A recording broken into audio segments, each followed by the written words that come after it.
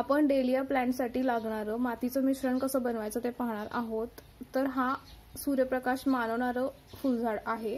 तसेच याला वेल ड्रेन असं सॉइल मिक्सचर लागतं, म्हणजे पाणी दिलं की झिरपूनही जायला पाहिजे। तसेच थोडासा मातीत ओलावाही टिकून राहायला पाहिजे, जेणेकरून माती ही पूर्णपणे कोरडी होणार नाही। तर त्या प्रकारचं मातीचं मिश्रण आपण डेलिया प्लांटसाठी बनवणार आहोत। तर पाहूयात त्यासाठी कोणते कोणते घटक लागणार आहेत।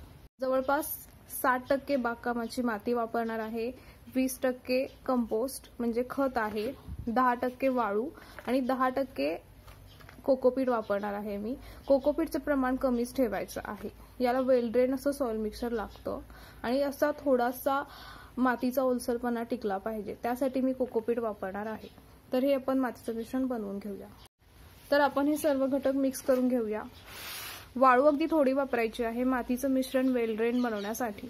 तसेच फंगीसाइड पावडर, नीमकेक पावडर आणि थोडंसं बोनमील वापरणार आहे। तर हे सर्व घटक मिळून 10% आहेत।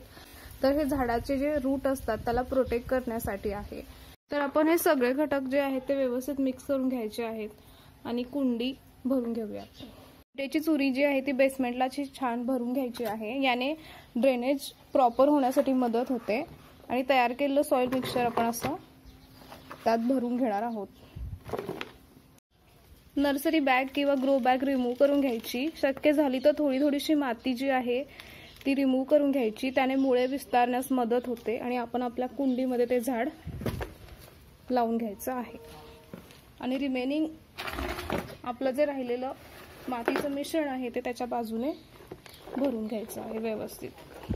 अशा पद्धतीने आपण डेलियाचं झाड कुंडीमध्ये रिपॉट करून घ्यायचं आहे, योग्य प्रकारचं मातीचं मिश्रण बनवून।